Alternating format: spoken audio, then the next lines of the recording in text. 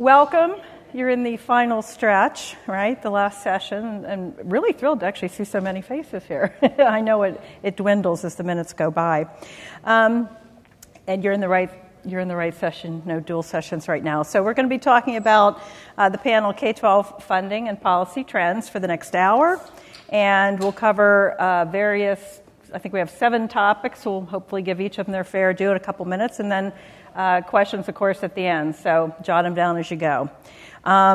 With me, and they'll introduce themselves, is Rita Oates and Mark Schneiderman. And I think okay, we're going to jump ahead. And I am Nadia Mujik, and most of you probably know that because you know Ann.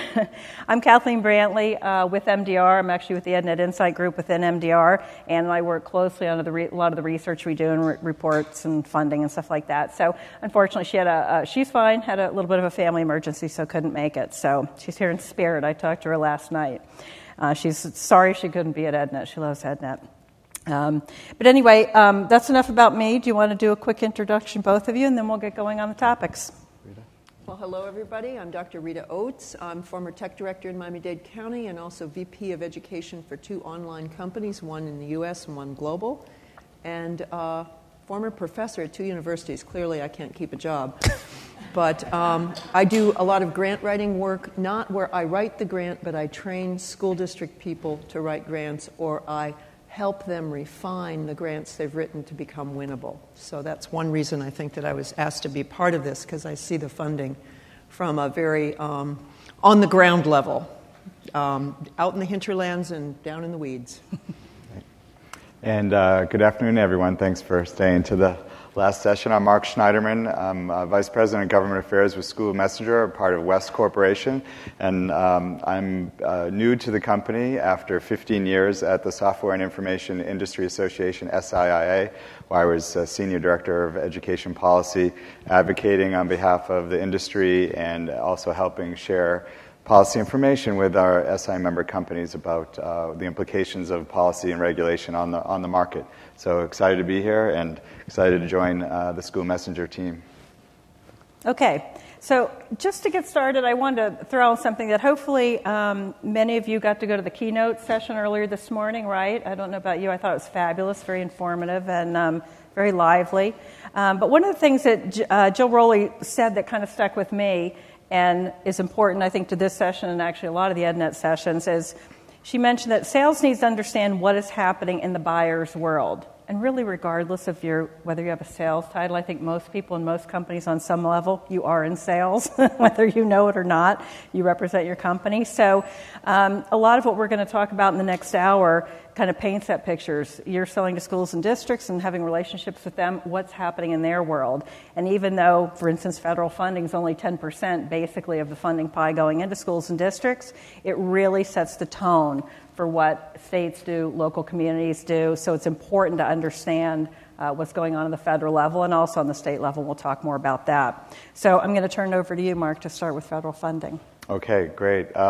So as Kathy said, federal funding probably accounts for an average of probably under 10%, but of school spending. But that number can vary quite widely from place to place and market to market. So if you're talking about really, urban areas, and you're talking about intervention programs, then things like Title I may account for a very significant portion of that local budget and of the funds that are used for intervention programs, supplemental instruction materials, and things of that nature.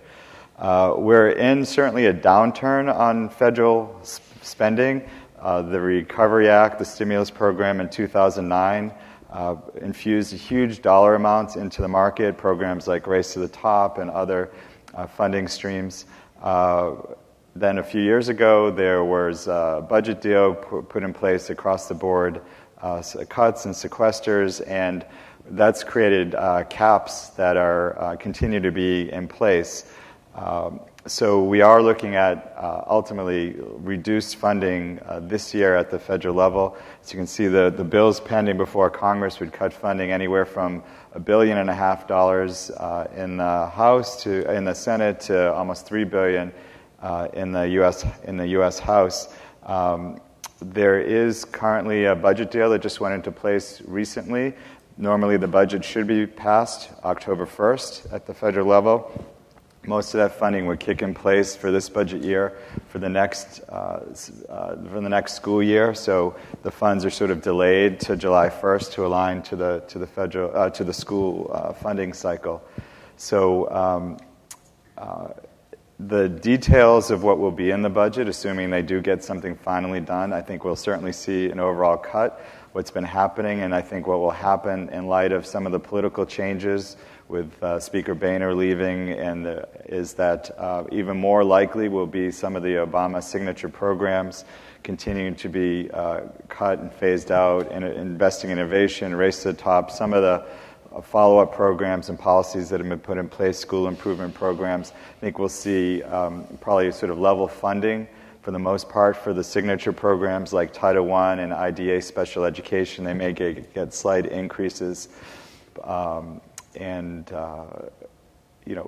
think all of this political turmoil and the delay in the budget should most likely not affect the schools because of the delay in the funding, and that cushion is built in, which has helped schools a lot over the years to avoid some of the uncertainty of federal budgeting and the delays that we're seeing here. So I don't know if we can maybe, take questions toward the end of on these issues. Maybe just so we can cover the topics. But based on what you were saying, too, on potential cuts and, uncertainty, I don't know if you have anything you want to add, Rita, just from being in the districts and how districts maybe deal with that kind of uncertainty. I think even though one there's thing that's interesting, and if you've worked with school districts, there's always money that's unspent. And so if you can go in the spring, late spring, and help them spend it before it goes back. When I was the tech director in Miami-Dade County, we had one year we sent back $50 million, which is just wrong. And we worked very hard after that. I worked very hard personally to make sure that money got spent because I couldn't stand to see that money go back. This year, the money that's been left over is kind of, I think, being held back until all of this clears out, until the ESEA is reauthorized and everything becomes clearer, that I'm seeing the people I know in districts holding on to the money that they might normally have spent just because of the uncertainties that are in place right now. Yep. And in some cases, state funding is uncertain. Okay. Which I guess is a good segue. Good lead-in, exactly. You didn't even rehearse that. That was good. I did want to say Ann had added this to the deck. I know it's a real eye chart, but it is something you have access to, just showing the different federal programs and the funding levels and where they vary year to year. So there's a tool for you, some light reading for the airplane ride. Okay, switching to state funding, going down onto the state level? Sure. And so just to recap, we mentioned that the federal government provides roughly 10% of all funding for schools. The state's about 45%, and local funding, the remaining about 44% in there, just so you have a sense of where that comes from. And state funding has shown an increase of about $3 billion, which is a really good piece of news. The problem is we still haven't quite recovered from the years that we had really bad cuts. If you remember 2009, and I'm sure some of you who were out selling in schools in 2009 remember that very painfully. While the numbers have gone up, we're still not back up in all cases to where we were before, or are barely above that. Some specific states with some news and numbers that aren't on the chart here. California is the poster child for budget recovery. The community colleges and K-12 public schools jointly together getting $68 billion in the next fiscal year, which is a $6 billion increase, or almost 13%. So that's the best news that there is out there. Florida's budget for next year is almost $20 billion in total K-12, not community college, K-12 funding, and that includes $7,176 in per pupil funding, which is the highest in Florida's history. Of course, money's not worth what it used to be, so it may not be in real dollars, but that's really good news, even though it's not a huge increase. Idaho K-12 spending has been increased by 7% to a total of $1.5 billion, and that's the highest in state funding they've ever seen. Maryland, a total of $6.1 billion in state aid, and that's also a record high for that state. Texas, a $1.5 billion increase in the basic education allotment for the 2016-17 biennial budget. And Washington State K-12 spending increased by $1.3 billion, it's 8.5%, for the biennium of 2015 to 2017. Now, interestingly, in spite of that, the state Supreme Court has fined the state $100,000 for failing to further increase state support to schools in accordance with the ruling.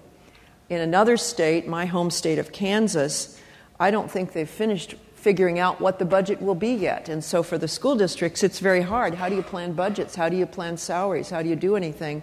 There was a group of larger school districts filed a suit against the state, and it's gone to the state Supreme Court and being really tied up in getting the decisions made on state funding. So some of you know poor Kansas actually had 8 school districts close last spring before the school year ended because they ran out of money.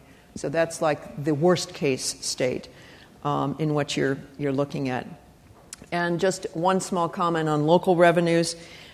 Most of those local revenues are coming from property taxes, and we are seeing an increase. You may be seeing that in the houses in your neighborhood, that there's an increase in value, so there may be more property taxes. Some districts are going very proactively against that. Alberto Carvalho in Miami-Dade, who's the superintendent there, has been very proactive going after the unfunded taxes that haven't been collected in time, and he's saying it will be millions of dollars more, yet he will still be money short of what he'd like to have. So, let you, Mark, go next. Yeah, just a couple of quick comments. I think that was really helpful. So Illinois and Pennsylvania are 2 states that are at a budget impasse, so you may actually see some challenge for districts, significant challenge for districts there in being able to make budgeting decisions. And then, California was mentioned, but the governor has been putting a lot of funding into a Common Core implementation in California. I think last year they had a $1 billion program, and I think this year it's up to $3.5 billion. These are additional funds, and the schools can use those funds for instructional materials, professional development, technologies, all towards supporting implementation of the Common Core standards. And the only thing I would add, unfortunately it's a tougher message than the positive one you had, is it is a little bit of a mixed bag out there. So there are some states who, have had difficulties in their states from a funding point of view, especially those who got impacted by lower oil prices and some other conflicts between, other state priorities and needing to perhaps think they need to take some of that money away from K-12. I know only 6 states, Illinois, Maryland, Minnesota, Nevada, New Jersey, and Tennessee, cut K-12 spending in fiscal 15. So I think the point, especially to remember, is really that last bullet, is that each and every state's fiscal position and situation and their policies are different and unique from one another. And I think it's really important that if you're especially have a lot of your opportunity or your current revenue in certain states, for whatever the reason might be, that you really pay close attention to what that specific state is doing and what the future outlook for them is. And even if you're selling to certain districts, that's a sizable portion of your revenue, what their local community might be doing their county or their state. So really adjust your plans accordingly. Keep track of it. And there are a couple sources to do that. NASBO is one. Council of Chief State Legislatures is one. Do you know others, not to put you on the spot? There's a group called the Center for Budget and Policy Priorities that comes out with a report each year. I think it's supposed to come out very soon, tracking specific, crossing all areas of spending, all areas of spending, including specifically K-12, and they track the numbers real closely. Okay, so there's a few resources for you. Okay, switching to the next topic, E-rate modernization. I think you have some stuff to cover there for us, Mark. Yeah, I can get us going on the E-rate. So probably most of you are aware that the E-rate program has gone through significant change in the last couple of years. The E-rate was created back in the mid-90s to provide discounts for schools and libraries towards internet connectivity and internal connections. The program has always been oversubscribed. The need for schools had far outpaced the available funds. And certainly the needs have grown, especially driven, I think, by computer-based assessment and overall the shift across the board for schools to move activities more online. So there are sort of two categories of change that happened with the E-rate.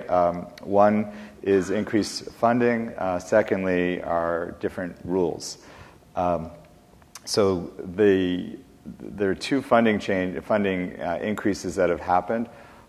First was a permanent increase in the cap that actually happened as a second stage of funding. So the E-rate had been providing about $2.25 billion per year with a slight inflationary increase since the program's inception. The FCC, Federal Communications Commission that oversees the program, put forward a permanent increase, bumping that number up to, as you see, close to $4 billion moving forward. So that is very significant. In addition, there was some sort of money found under the couch cushions that was unspent over the years that will give a little bit more of a boost for the next couple of years as well. That leads into the shift in how funding can be spent. There are also a lot of rules and process changes that are probably a little bit beyond our time here, but the major changes put in place in terms of what funding can be used for are a number of eliminated and phased out purposes. So the most significant of which, and the one that I'm understanding, and I was reading a Funds for Learning survey recently, that the change is the phasing out of telephony, which was a major spend for schools of their E-rate funding. And that's being phased out, I think, 25% per year over 4 years. So we're in the second year, I think, of that phasing out. And according to the Funds for Learning, 85% of the educators that they surveyed were very concerned about that loss of use of funds. So that's telling that telephony is still so critical, certainly to schools. Of course, the funding to some degree is fungible, and they'll be able to spend on other things and maybe use local funds to support those needs. Other activities that have been phased out would be email and web hosting, most significantly, and as purposes that are no longer E-rate eligible, and those were phased out immediately. Or eliminated immediately. There's no phase out period. At the same time, the FCC put in new process to try to drive some of those savings as well as additional funding towards improving internal connections, Wi-Fi connectivity, trying to drive access down to the device, down to the student, down to the classroom, and shifting funding and rules to better support that use of funds. And according to the Funds for Learning data that I was looking at, 20% or so of schools had never requested E-rate funding in that category and now have. What's been happening over the years is that the funding was prioritized towards monthly connectivity bills and it had run out before most schools, except for the very poor, had been able. The money had run out before the lower poverty schools could tap into it. So that's shifting, and this will allow more and more schools to have E-rate funding that they can use to build out their connectivity infrastructure. So I think those are the major changes. There's a lot there, clearly, but that covers the basics. We could do a whole hour or two on E-rate, so we'll spare you from that. But I think those are the highlights. Rita, I don't know if from your work in districts recently, especially, what you hear or see related to the increase in E-rate funding that maybe you could share? They're excited about the increase. Of course, losing the email means people are, of course, going to Gmail, going to Outlook, as free services so they don't have to pay. So that's too bad for Gaggle and some other companies that were making money from email. But I think also a piece of this is that 5-year goal of high-speed internet in schools. And so to me, that's what that speaks to people who build products is there will be more opportunity to have richer products with more streaming, more video, more that is going to be there, and that the schools are excited about that because the bandwidth for doing multimedia kinds of things has been limited in many places, and this will make that more of a reality. So remove some of those hurdles that a lot of people here run into, even if you're not selling the products, purchase with E-rate, but the content and other platforms. And exactly. Yep, and then for some school districts, and if you're not aware of this, this is also like Title I, where those who have least get most. And so if you were in a district that was, for whatever reason, categorized as only, 45% free lunch, you might get zero or almost nothing from E-rate. And so there were many districts that never bothered to apply. A lot of paperwork to fill out, very little money. Maybe you'd be last in line and never funded. So what I'm hearing is some folks are saying maybe now there'll be money for us because we haven't, we've run the numbers and it hasn't been worth our time to fill out the forms. So there may be money in some new places, is I guess the message there. And two more quick points. First, covering the middle bullet there. If Charles Blasky was in the audience, he'd be upset if I didn't mention it. Traditionally, there's a couple different ways that the E-rate worked, and because it's a discount program, schools could either pay the full amount and get reimbursed for the discounted amount, or just pay the discounted amount in the first place. So in the model where schools are paying the full amount and then getting a discount, those discounts used to flow back through the service provider. Now those discounts can flow back directly to the schools. So that will accelerate the flow of dollars, and that creates an opportunity for non-E-rate eligible products whereby schools are budgeting for the full 100% of a resource and then using their discounted amount to buy applications that may not otherwise be, that are probably not otherwise E-rate eligible. So that's something to pay attention to. And one other quick point to do a quick plug for my former organization. So SIIA partnered with Funds for Learning to produce an analysis and summary of the new E-rate program.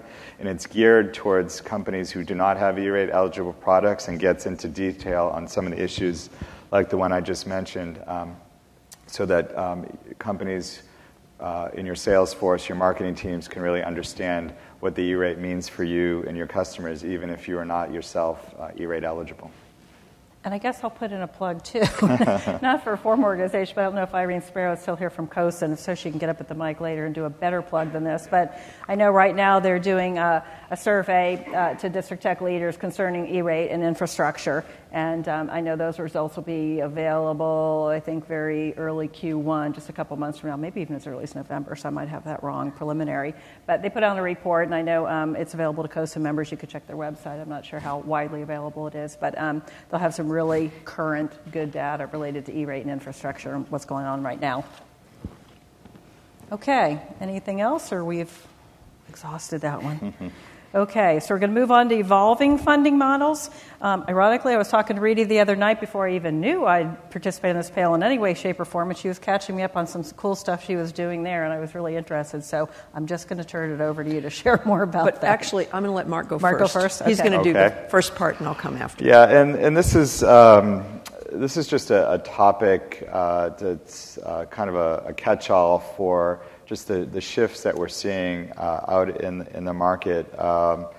So, I think some of this is driven by conservative, legislatures, Republican policies, in short, that are looking towards things like course choice, competency-based education, more flexibility in funding. So there's a lot going on. I think some of this is tied to decreases in funding, and then providing flexibility of funding as an alternative to try to kind of make up for cuts in funding. You say, well, we'll give you more flexibility in how you spend the existing funding. So states like Louisiana, Michigan, Texas are putting in place various course choice policies. Arizona, New Hampshire, Iowa are among states that are looking at more competency-based models. Florida as well, Texas, they all are putting in place, little tweaks to policies here and there to help help students accelerate through the content, through the course requirements. The states like California have, after the budget crisis, really pretty much eliminated all of their categorical funding programs, including for instructional materials and for technology, and have essentially block granted the funding for districts.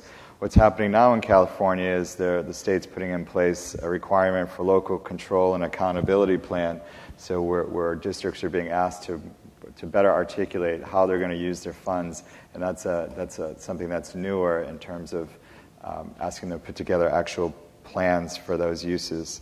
And I think we're also seeing a lot more interest in states in pre-K education and funding. There's a lot more, I think, bipartisan support at the pre-K level, as well as in some ways at the community college and higher ed level as well. So that's, I think, part of kind of the evolving funding model scene. And then you were going to touch on the last point. Yeah, and even just to pick up on that part, we're seeing with this community college thing, where can we get kids who are capable in high school of accelerating to accelerate? And so a state like Indiana has mandated, the legislature's mandated, dual enrollment courses. 2 must be offered in every high school. There's a list of 14. If you pass that course in high school, you get college credit. I'm not talking AP. I'm not talking you take an AP course and then take the exam and see if you get credit. This is dual enrollment, and this is seen as a way to then accelerate the opportunity for kids to finish high school. In Miami-Dade, there were 10,000 kids in Florida who did such a course last year, and I think there were about 500 who got either 1 or more years of community college who they finished when they graduated from high school in Miami-Dade. So it's, Indiana's mandated this dual enrollment. Certain counties or districts have done it as well. So that's another thing to watch for, is how can we cut the cost of college by bringing it into high school? There's all kinds of other problems there, but I won't go into them here. I want to talk a little bit about some non-traditional fundraising. How many of you have ever given some money through Donors Choose, Digital Wish? Well, thank you. Bless you. The schools appreciate that. This is an interesting new model that is coming out into the marketplace over maybe the last 5 years. Donors Choose has gotten the most publicity, donorschoose.org, because of some really phenomenal marketing they've done. And some of you may remember that Stephen Colbert raffled off his studio furniture and everything and made money. And from that money, he and 2 other groups, but from reading the publicity, you think it's just Stephen Colbert, gave all the wishes of all the teachers in South Carolina were granted through Donors Choose. So he just added in the money, or the group added in the money. One was the Mortgage Foundation, and it was a company that was based in South Carolina. So the 3 of them together paid for all of those. A year ago in the fall, the Gates Foundation said, we will match up to a certain amount for anybody in Donors Choose. If they get to this point, we'll finish it off. And they committed $3 million to do it, and I think they ended up spending $4 million, again, directly to Donors Choose. What's significant about whether it's Donors Choose or any of these others is this is teachers going around the traditional purchasing system. With Donors Choose, you say, as a teacher, here's what I want for my classroom: technology, jumping jacks, crayons, whatever it is. And they go through and approve your order, figure out where they can get the best rate on it. So they've created deals with various vendors for various products. And then if you're totally funded, you need $1,000 for that wish that you have, they order it and it comes to your door, and no money ever goes to the teacher, the district, or anybody else. It's just the products dropped on your doorstep and delivered. So it's not going through any kind of approval chains, and some of you may have run into those approval chains for your product being used in schools. I also think, just from the outside of the funding model, it's a really good place for you to find maybe some early evangelists for your product, or some real power users who want to get more of what you've got in their school or in their classroom, and be able to find those people who can then become your evangelists, whether it's in your exhibit booth or somebody that the magazine articles can be written about, things like that. So I would say watch for those. Edutopia ran a comparison article 2 years ago about what they considered the top 12 of these crowdfunding for education sites, and they didn't mention Digital Wish, which is only digital products, on the list. So if you go to Edutopia and you look for crowdfunding, you'll find that article, and I think it's well worth looking at to see which ones are there and which ones maybe should you be monitoring as part of really your social media presence, I think. Great. Good point. I like that. Disappear on your doorstep. Teachers, I'm sure, love it. Anything else to add on evolving funding models? Okay. We're going to keep it moving pretty much on time, so we'll have some time for Q&A at the end. Switching gears a little bit to the ESEA reauthorization, or pending reauthorization, and that we'll let you tackle first. Yeah, those are words we've been saying for 10 years, pending ESEA reauthorization. And, there had been, and there still is, some hope that we can stop saying those words and the ESEA will actually be reauthorized, the No Child Left Behind will be amended.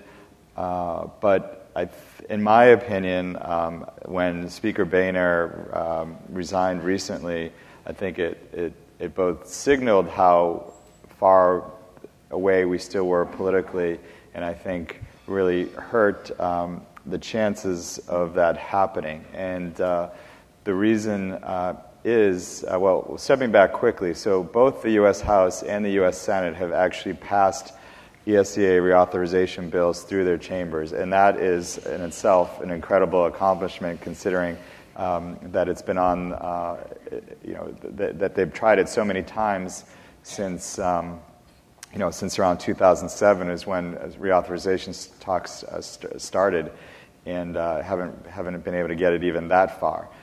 The challenge is that the U.S. Senate actually passed a bill with strong bipartisan support. And politically speaking, it's seen as sort of more to the left, more bipartisan. The House bill passed with virtually no Democratic support and is far more extreme to the right. And so, with Speaker Boehner's resignation, seemingly that will take House policies even further to the right, which I think creates a bigger gap in the middle. So the next step in the process, really right now, is for the House and Senate to conference their bills, and we'll talk about some of the details, but I just want to set the bigger stage. So the next stage would be for the House and Senate to conference. And so the question is, can they come up with a compromise bill that can get passed back through the House, which will be coming at it from a perspective of even less of a federal role, even more. Many Republicans in the U.S. House would really like to see the U.S. Department of Education eliminated completely, and so it's tough to find something that they can stomach from their policy perspective. So that's the political dynamics. Getting into some of the details. The House and Senate bills will both make significant changes to the law that we've been living with since January 2002. I think a couple areas where that will happen. One will be reducing the number of programs and the strings tied to those programs and providing a lot more flexibility, a lot more local control, state control. So that's an overall principle that both chambers, both parties really have been operating under. The House goes further than the Senate in all of those counts, but both chambers, both pending bills move in that direction. With regard to accountability, which certainly was the key part of the No Child Left Behind Act, again, both House and Senate bills will back off considerably from what we've been living with the last number of years, ending the kind of adequate yearly progress framework by which states were identifying targets and districts were moving towards those targets. That will end. What will continue, though, is the disaggregation of data by student subpopulations because in that notion of no student being lost in the averages. The annual testing, grades 3 through 8, once in 9 through 12, in English language arts and reading and math, and that will continue. Some of the in the accountability and testing framework, there are some other changes that are in either the House or Senate bills. For example, the House bill will allow districts to use their own testing for state accountability purposes. So the psychometrics among you can think about what that means, but really that's psychometricians, I guess it is, not psychometrics, right? Psychometricians, but clearly that shows the House preference for local control. The House also explicitly allows for parents to opt out of high-stakes state testing, and for that to not count against the requirement that states have 95% of students being tested through their state system. And then the Senate, it puts in place a pilot program for up to 5 states to kind of experiment with new accountability systems, including concepts around the more use of technology, competency-based learning, and other models to try to break out of the more traditional state testing and accountability frameworks. A few other items here. Excuse me. Both bills will end the highly qualified teacher requirements that have been in the law that are geared towards teacher certification in their subject areas, and that will cease. The House bill allows Title I portability, so students who qualify for Title I funding, families would be able to use that money and take that to other schools in sort of a public choice program within the district. I'm not quite clear exactly how significant that ultimately will be. The Title I, though, has operated on a framework whereby the funding is allocated to districts based on the number of students that are high poverty, but the dollars haven't really necessarily followed or been tied to the students. So that's a different mindset, moving more towards kind of a voucher way of thinking of things. The bills, by the way, would also both change the Title I school-wide program. So right now, schools with a certain level of poverty, instead of targeting Title I funds just for the high poverty students, can use that as a school-wide basis if they have a high incidence of poverty. The House and Senate bills now will reduce that threshold, so essentially most districts will be able to use their Title I money across the district. And then the last thing I'll mention is just that beyond the political issues I mentioned about how strong, how many programs, how targeted, how strong should the federal role be. The other sort of debate is around supporting the lowest performing students, and many in the civil rights community are concerned that the new accountability framework in both the House and Senate bills, especially the House bill, will turn back the clock in a significant way on the most vulnerable students, and could allow them to further fall through the cracks. And so so some of the issues there include the fact that the House and Senate bills would not target funds as much to the so-called dropout factories and give states and districts sort of more flexibility in how they're spending the funding to serve their lowest performing students in schools. So that's just scratching the surface. It's, as you all know, it's a very complex piece of legislation. There's a lot on the table, but those are some of the key themes. So in your crystal ball, what do you think might happen? But you don't want to go there, that's okay. No, I mean, my crystal ball is, I just don't see it happening. People are definitely split. The experts are split on the pundits were, just 2 months ago, even a month ago, were really high on this happening. I think that Speaker Boehner's resignation both signals that we were maybe further away than we thought we would, and literally he's the remaining author, only remaining author of the No Child Left Behind Act, and so the thought was he would be willing perhaps to roll his own party to get the bill passed. He just did that with the budget extension that was passed with not a lot of Republican votes, but with a lot of Democratic votes. And the thought was maybe that would happen on ESEA. But with him gone and the new leadership seemingly have to go more to the right, they're going to need to make statements. They're not going to want to give the administration wins, if that's how you might look at it. They want to limit the federal role, and it just seems hard to imagine getting there. It might happen, but if I was forced to make a bet, I would say no. And if it did pass, do you think the president would veto it? That's a good question. So is there a bill that would pass the Republican House that the president would support?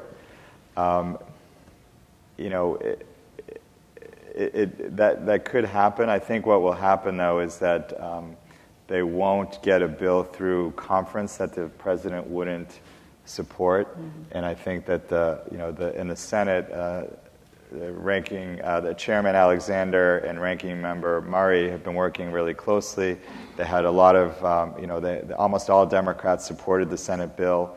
I think that there's that bipartisanship in the Senate, I think, will keep them from passing a bill that is too far to the right, so to speak, that the president would veto. That said, there are a lot of details on the accountability, that there are differing opinions, and anything could happen.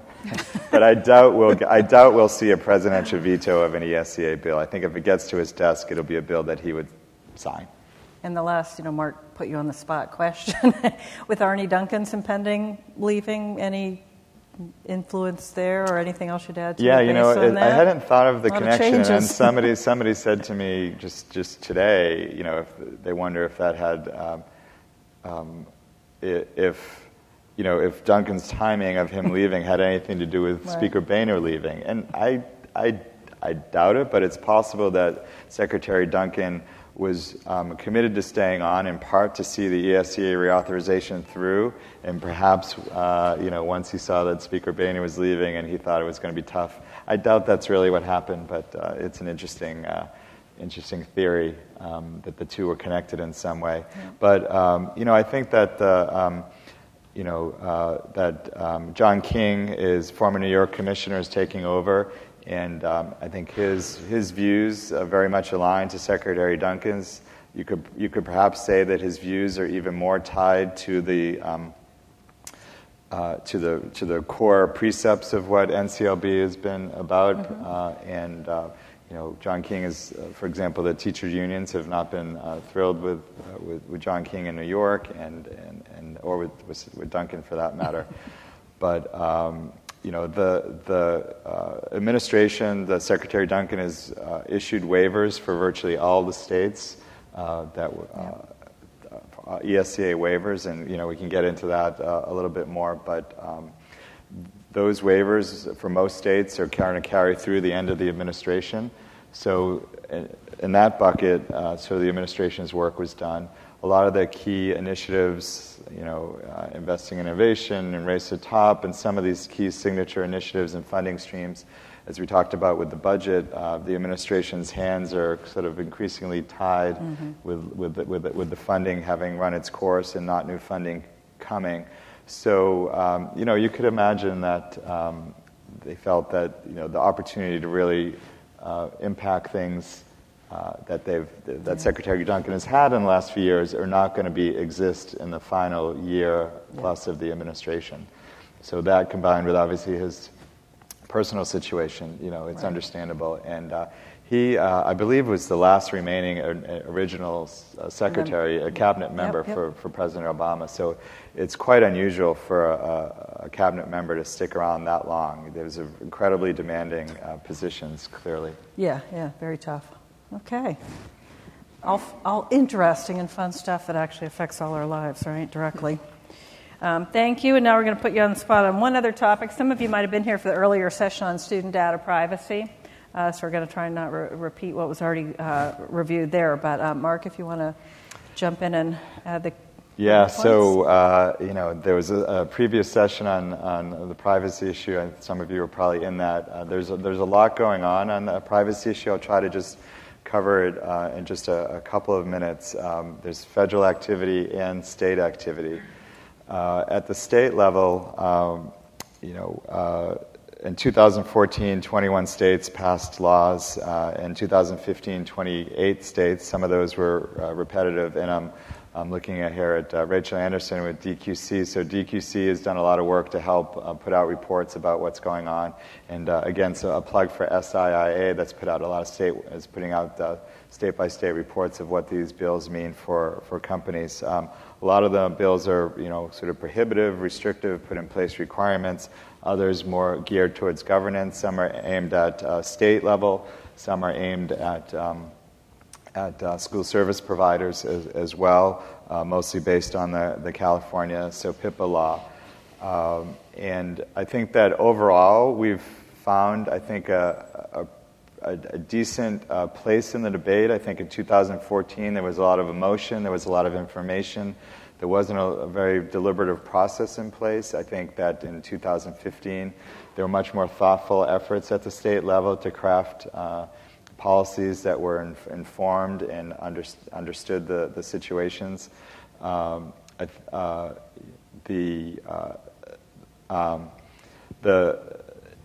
As far as what service providers need to know and understand, I think that what I've directed companies to look at is the California SOPIPA and also there's another California law, both from 2014, and also the New York State law that was also passed in 2014.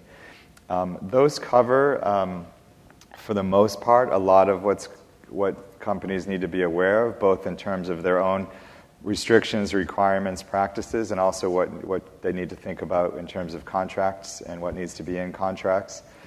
There are certainly outlier provisions in different states that need to be addressed, but I think if you can address those laws I just mentioned, that will go a long way.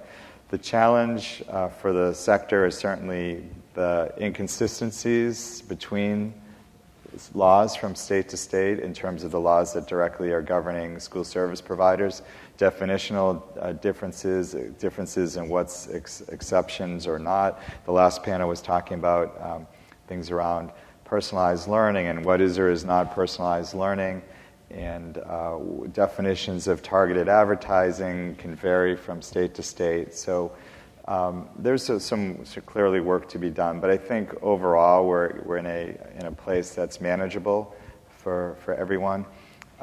So we can certainly get much more into detail on these state laws. At the federal level, there are two streams of debate going on or two streams of legislation going on right now.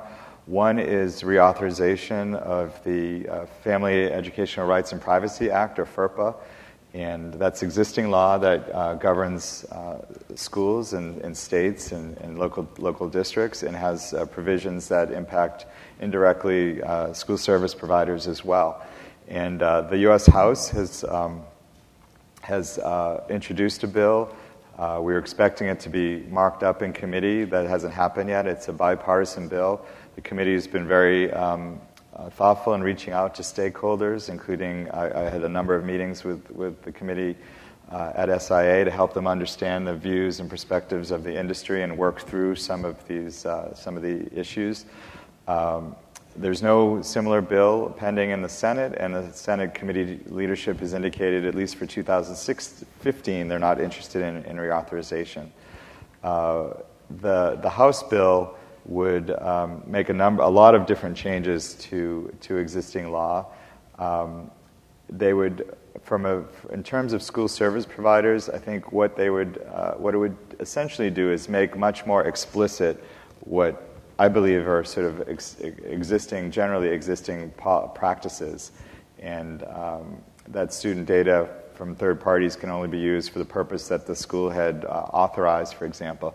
But it would continue to kind of operate through the contract mechanism and make that also more explicit, that schools sharing data with third parties need to be operating through a contract.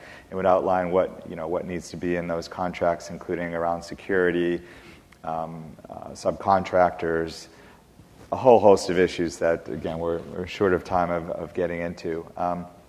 So that's the FERPA track. The other track of work that's going on is to take kind of the SOPIPA type legislation that directly governs school service providers that would run through, at the federal level, the Federal Trade Commission as opposed to the U.S. Department of Education, and would create new FTC authority that, again, would look fairly similar to SOPIPA, putting in place restrictions and requirements on school service providers in terms of their use of student personal information. There have been bills introduced in both the House and Senate, bipartisan bills.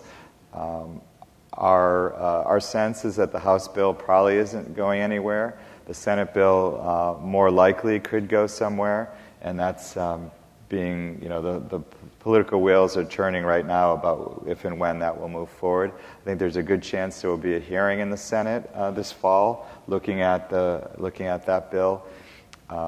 From putting on sort of my hat that I represented at SIIA, and I think the concern of industry overall is that you could argue perhaps that we were operating in an environment that was underregulated. I don't know that I'd give that ground, but we could say that. Certainly there was a lot of uncertainty about what the laws allowed or didn't allow.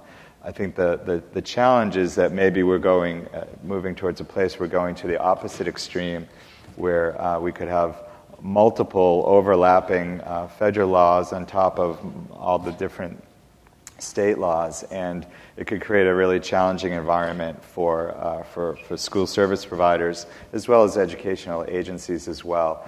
And so the notion of can we create some sort of harmonization of policies both vertically and within the federal level, I think is something that's important to and hopefully will be worked out. So I don't expect any new law this year. It's because of just the dynamics at the federal level, and it's still kind of hard to imagine a law will be passed by the end of this Congress, but it could happen. I think if it does happen, I think it would be more likely to be FERPA reauthorization, but the school community is not thrilled with some of the new, what they would view as burdens being put on them by the House FERPA bill. And so unclear, to say the least, what will happen. There is in the Senate passed ESEA reauthorization. It created a study commission to look at and make non-binding legislative recommendations back to Congress on student privacy, and that would be a stakeholder body representing consumer groups, parent groups, school administrators, and the vendor community. So we'll see if ESEA happens, and if that committee is ends up being enacted, and if it does, then those recommendations could come out in 2016, and we'll see what that might look like. So a lot of uncertainty, but again, I think the last session, Andy Bloom from McGraw-Hill talked about sort of general accepted privacy principles, and I think, for the most part, companies that are using information in a way that is needed to serve the purpose that they contracted or agreed to a school with to do, and you're putting in place transparency, security. If you've signed the student privacy pledge, again, that's fairly consistent with most of the policies and legislation that we're seeing. So there's work to be done for companies to manage this, but I think it's manageable for them. 2 quick points I would add. You mentioned parents also, which is so important to this, but so I'll just look at my numbers here. But there's some research from the Future of Privacy Forum that said the overwhelming majority of parents support schools' right to collect and use student data when it's tied to educational purposes. So they do understand and view, the value of this, but certainly concerns about broader uses in that, and then the numbers drop off. And I won't quote them all for you because I know we're tight on time. I know from some other research we've done, not every school and district is very far along in their understanding of the student privacy issue and what they need to do, and they are looking to you, the vendor community, for some guidance and to make sure that you have your policies in place and that you clearly communicate them to them in an easy-to-find manner, and that you actually, where you can, offer some support to help them make their constituents, including, the parents and district staff and school staff, really understand and help communicate the importance of this and what your policies are and what the district's policies are, so where you can kind of help them there. Anything you want to add to that before we move to the last topic? Just that in some of the larger districts, there is somebody who deals specifically with internet security and will be the toughest person to ever deal with, so you've got to know your stuff when you go in and talk to them. But if you know your stuff and you can say, we've done this and this and this, you're in. Yeah, you're good. So, okay, we've got about 5 minutes left. We're going to cover one last topic very quickly here and then leave just a minute or two for Q&A. Instructional materials, the whole idea being, the importance of funding, money going in to be spent correct, and of course policy that sets so much of the agenda and priorities. But we thought we'd share with you, including some good news at the end here, instructional materials. So the actual dollars that school districts have spent, not proposed budget, but spending. And MDR has tracked this for a number of years. There's very hard evidence that instructional materials spending is finally up after the last 5 years of negative trend. So all the expenditures for all instructional materials for the 2013-14 school year, again, it always lags, but that's the most recent year tracked, was up 9%. Don't know if this year will be 9% because that's quite a number, but again, the trend had been very clearly down. We thought it might turn the year prior to that, but finally last year it did turn. Of course, we hope it keeps going up. But we're not back to pre-recession levels, so I don't want to oversell it. But, that was some good news that some of the spending is finally picking back up. In part, we saw some states certainly recovering and doing better. So it kind of all ties together to the general recovery, which is soft and spotty, but moving in the right direction. I know we're really short on time, so I'm not going to share some of the other stats I have that just kind of reinforce that. I'm trying to think any other important point you want to make before we open up for questions, either one of you? I would just offer really quickly that, I think we're seeing a long-term trend of states providing more and more local flexibility, cutting back on their state adoption policies and restrictions, putting in place alternative processes as well. So I think a lot of districts are still certainly looking to the state for approval of materials and helping them understand what's aligned and what's not. But in more and more states, including big states like Texas, there's a lot more local flexibility and authority for selecting materials, whether they're on an official state list or not. And with that, too, you were talking before about the categorization of spending, where, certain dollars have been, set aside for certain purposes. As there's more flexibility, it's the good and the bad. The flexibility can be seen as good, but yet some dollars that maybe were always sort of protected to be spent on perhaps products you're offering, that might not be the case anymore, so you're going to have to change your messaging to reflect that, too. Talk about it a little bit differently. Okay. And I think in a few places they're now trying to look at devices of some kind being part of that instructional material. Well, that historically has not been the case. So maybe broadening the opportunity for some, but then narrowing the funnel of funds for others. So changing, and you have to keep on top of it, Yeah.